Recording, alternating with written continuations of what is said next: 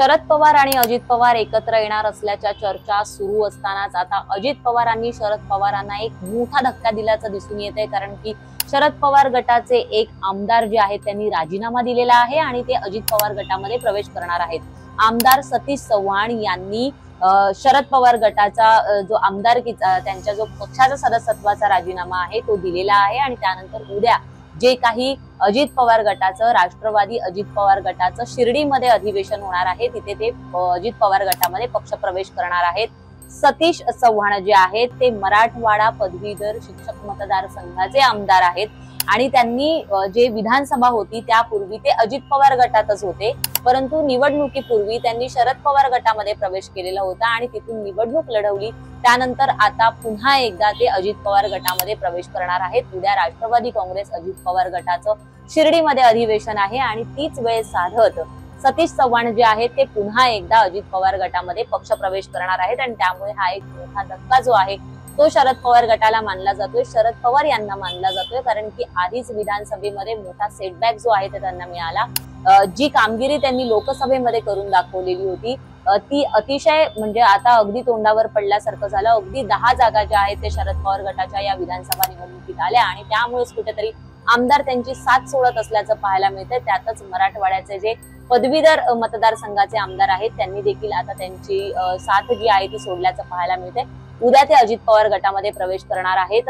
आता जेव्हा यावेळेला त्यांना जेव्हा शरद पवार गटातून अजित पवार गटामध्ये प्रवेश करायचा होता त्यावेळेला त्यांनी राजीनामा दिलेला आहे, परंतु विधानसभा निवडणुकीपूर्वी सतीश चव्हाण यांनी एक प्रसिद्धी पत्रक जाहीर केलेलं होतं आणि त्या प्रसिद्धी पत्रकात असं नमूद केलेलं होतं, ते प्रसिद्धी पत्रक त्यांनी 15 ऑक्टोबर 2024 ला जाहीर केलेलं होतं। त्यामध्ये त्यांनी असं सांगितलं होतं की अजित पवार गटाला महायुतीमध्ये जाऊन म्हणजे युती सरकारमध्ये जाऊन जवळजवळ 1.5 वर्ष झालं तरी सुद्धा यांना मराठा आरक्षण, ओबीसी आरक्षण आणि धनगर आरक्षण यांचे जे मागास जे आहेत वर्ग त्यांचा आरक्षणाचा प्रश्न अद्याप सोडवता आलेला नाहीये असं सांगितलेलं होतं।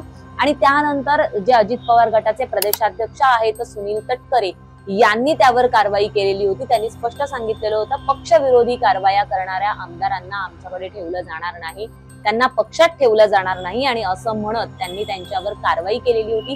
6 वर्षांसाठी सतीश चव्हाण यांना पक्षातून निलंबित करण्यात आलेलं होतं आणि त्यानंतर त्यांनी शरद पवार गटामध्ये प्रवेश केलेला होता। निवडणुका झाल्या त्यानंतर आता ते पुन्हा एकदा अजित पवार गटामध्ये प्रवेश करण्यासाठी उत्सुक आहेत।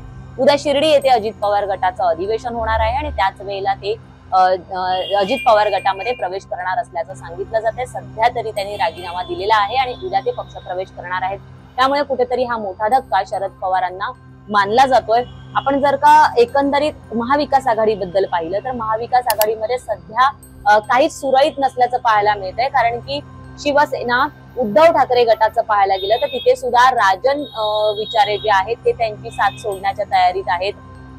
तसंच भास्कर जाधव यांच्या देखील उपस्थितीवर प्रश्नचिन्ह उपस्थित केलं जात आहे, त्यांनी देखील शिवसेनेवर नाराजी व्यक्त केलेली होती। त्यामुळे हे दोन्ही नेते देखील कुठेतरी भाजपामध्ये किंवा मग शिंदेच्या शिवसेनेत जाण्याच्या तयारीत आहेत आणि त्यामुळे एकंदरीतच महाविकास आघाडीचं जे वातावरण आहे ते कुठेतरी म्हणजे त्यांच्यामध्ये एकसंधपणा नसल्याचं किंवा त्यांचे आमदार जे आहेत ते त्यांना सोडत असल्याचं पाहायला मिळतंय। त्यातच आता शरद पवारांना मोठा धक्का बसलेला आहे। या संदर्भातील प्रत्येक अपडेट जाणून घेण्यासाठी तुम्ही माय महानगर लाईव्हला सबस्क्राईब करा आणि आमच्या फेसबुक, ट्विटर आणि इंस्टाग्राम पेजला फॉलो करायला विसरू नका।